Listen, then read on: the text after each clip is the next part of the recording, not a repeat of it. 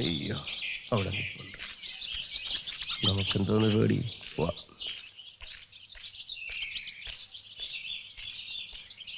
Hello Venugopalji, violin packing section pack ചെയ്ത് അയച്ചു.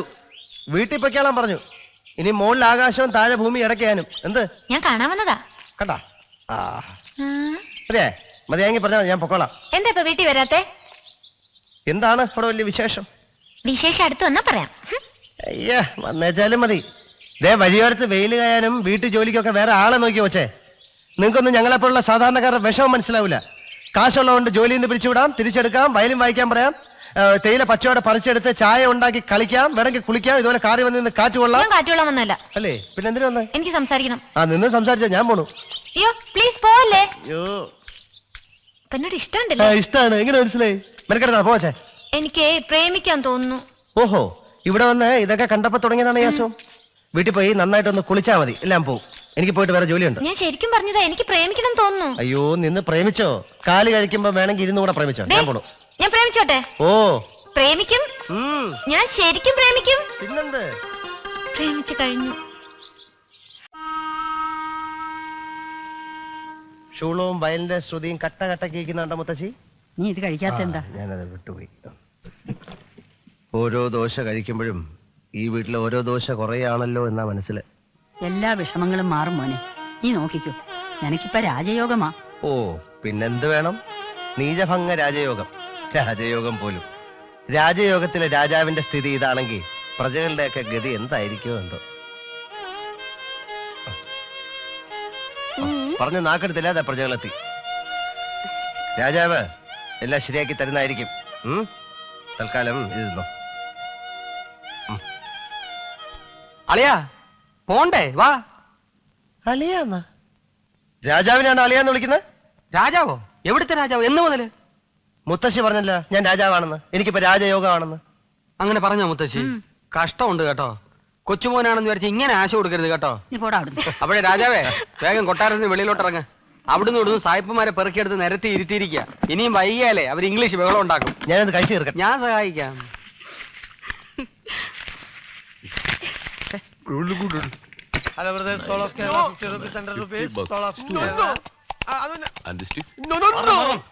ഇങ്ങോട്ട് മാറണോ? ഓഹോ, ഇവിടെ വന്നിരിക്കുന്ന മുതലാളി വിളിക്കുന്നു. എന്തിന്? വിശദ വിവരം എനിക്കറിഞ്ഞൂടാ. എവിടെ ഉണ്ടെങ്കിലും പിടിച്ചോണ്ട് വരാൻ പറഞ്ഞു. പിടിച്ചോണ്ട് വരാൻ? അതെ. അത് ഞാൻ ഒന്നും ചെയ്തില്ലല്ലോ. ജോലിക്ക് തിരിച്ചെടുക്കാനായിരിക്കും അളിയാ. പിന്നെ ജോലിക്ക് തിരിച്ചു വിളിക്കുന്ന ഇങ്ങനല്ലേ?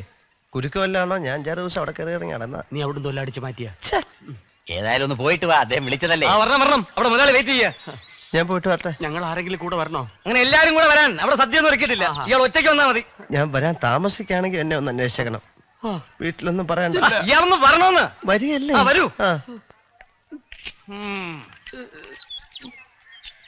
എന്താ പ്രോബ്ലം? വാ വാ.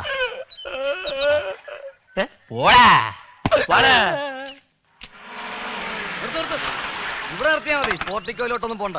എസ്റ്റേറ്റ് മുതലാളിയൊന്നും അല്ലല്ലോ. ഇറങ്ങി നടക്കട്ടെ. ഇറങ്ങണം. നടക്കണം. വരണം. തന്നെ കാത്തിരിക്കായിരുന്നു.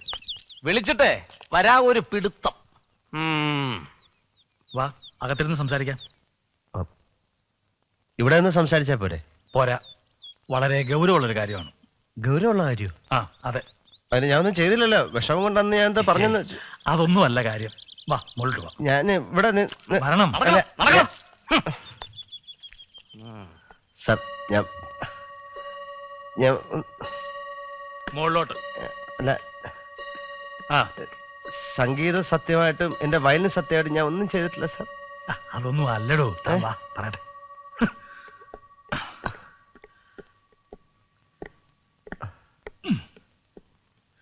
ഇത് തുറന്നു നടന്നാ പോരെ? പോരാ, നമ്മൾ മാത്രം അറിയേണ്ട കാര്യമാണ്. സാർ, ഞാൻ ഒന്നും ചെയ്തിട്ടില്ല സാർ. വല്ല ഉടക്കം വല്ലതും ആണോ സാർ? ചെറിയൊരു ഉടക്കാണ്. അയ്യോ,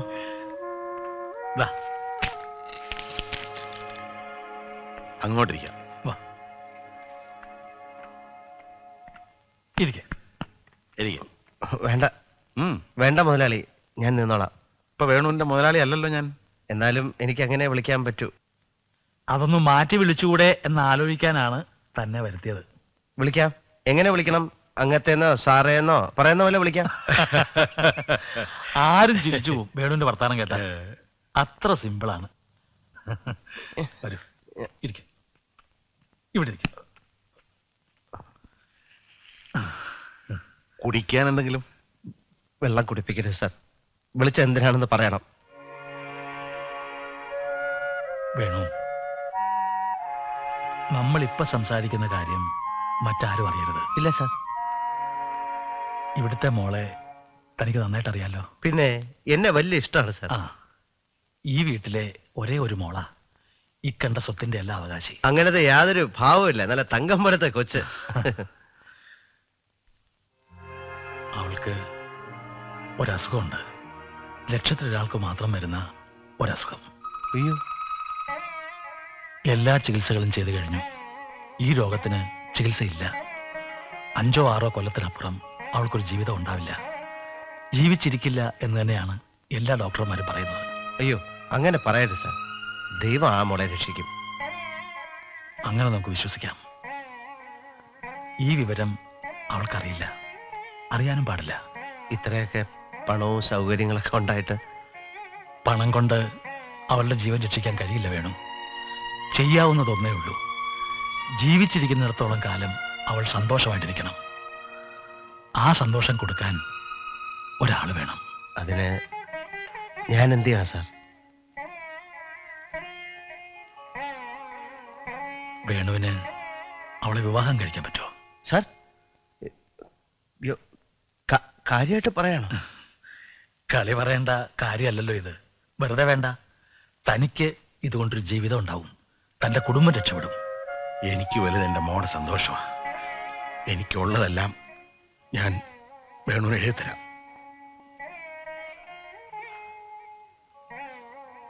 എന്തു പറയുന്നു?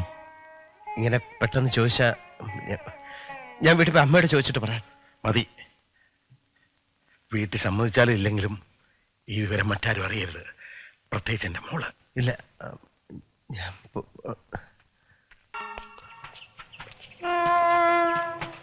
മിസ്റ്റർ വേണുഗോപാൽ, അവിടെ ചെന്ന് എന്താ പറയാൻ പോണേ? ഓക്കെ, ഞാൻ സമ്മതിച്ചു എന്ന് പറയും. എന്നിട്ട് ഇങ്ങ് പോരുമോ? ഇല്ല, ഞാൻ ഒരാഴ്ച അവിടെ താമസിക്കും. പിന്നെ എന്നാ അവിടെ കയറി താമസിക്കാൻ പറ്റുമോ? ഡേറ്റ് ഒക്കെ അവർ പിന്നെ അറിയിക്കും. എന്നിട്ട് ആ ഡേറ്റ് കല്യാണം നടത്തും. പിന്നല്ലാതെ അപ്പൊ നിന്റെ ആവശ്യങ്ങളൊക്കെ എപ്പോ പറയും? എനിക്കെന്തോന്ന് ആവശ്യം? എല്ലാം എനിക്കെന്നല്ലേ അവർ വാക്ക് തന്നിരിക്കുന്നത്. ആ വാക്ക് മുറിച്ചു കൊടുത്താൽ നിന്റെ പെങ്ങളെ കെട്ടിച്ചു വിടാൻ പറ്റുമോ? സദ്യ വേണ്ടെന്ന് വെക്കാം, കല്യാണം അമ്പലത്തിൽ വെച്ച് നടത്താം. അത് കഴിഞ്ഞ ഒരു പാർട്ടി നടത്തണ്ടേ? ഒരു 300 പേർക്കെങ്കിലും. 2 സ്വീറ്റ്, ഒരു കാരം, ഒരു സേമിയ പായസം, പടം അല്ല പഴം, വട, ബിസ്ക്കറ്റ്, ചായ, കാപ്പി. ആളെ നോക്ക് 10 രൂപ കൂട്ടിയാ തന്നെ രൂപ 3000 ആയോ? ചെയർ, മേശ, മേശുരുപ്പ്, മൈക്ക് സെറ്റ് വേണ്ടേ? വേണ്ട. ഒരു 2000 രൂപ ഇട്ടിട്ടുണ്ട്. 2 കാറ്, ഒരു ടെമ്പോ. ഒറ്റപ്പാലം ചിറ്റപ്പനും ബാച്ചും ടെമ്പോയിൽ അവിടെ നിന്ന് പോരും. ഞാൻ എല്ലാ ഡീറ്റെയിൽസും ഇതാ കുറിച്ചിട്ടിട്ടുണ്ട്. 35 പവൻ, 1 ലക്ഷം രൂപ, 300 പേർക്ക് പാർട്ടി, ചെയർ, മേശ, മേശുരുപ്പ്, മൈക്ക്. ഇങ്ങനത്തെ എച്ച് കണക്കൊക്കെ ഞാൻ പോയി പറയണ? വേണ്ട, സ്വർണവും ചേർത്ത് 2 ലക്ഷം രൂപ പറ. അങ്ങനെയാണെങ്കിൽ 4 പറയണ്ടേ? നിന്റെ നടക്കണ്ടേ? എന്റേത് എവിടെ നിൽക്കട്ടെ, ആദ്യം ശ്രീകുമാരി നടക്കട്ടെ. ഈ ലിസ്റ്റും കൊണ്ട് ഇപ്പോഴേ ഞാൻ കയറി ചെന്ന് അവരെന്നെ വേണ്ടെന്ന് ഇനി വെച്ചാൽ പോരണം. പിന്നെ അല്ലാതെ എടാ, ലോട്ടറി അടിച്ചാൽ ലക്ഷങ്ങൾക്ക് അടിക്കണം. അല്ലാതെ 5ഉം 10ഉം രൂപയ്ക്ക് അടിച്ചോണ്ട് എന്ത് കാര്യം? ഉള്ള ഭാഗ്യവും പട്ടിണിയും മിച്ചം. പിന്നെ എല്ലാം നിന്റേതാണെന്ന് പറഞ്ഞാലും ഒരു വീടും 10 സെന്റ് സ്ഥലവും ഡാവിൽ ഒതുക്കി മാറ്റിക്കോണം. അല്ലെ കുറെ നാൾ കഴിയുമ്പം നിന്നെ വേണ്ടാന്ന് അവർക്ക് തോന്നിയാ നീ റോഡിലായി പോവും. അപ്പനെ ഞാൻ പോണില്ല. ഇതാണ് നീ ധൈര്യമായിട്ട് പോ. ഞാനല്ലേ പറഞ്ഞ ധൈര്യമായിട്ട് പോ. പോ.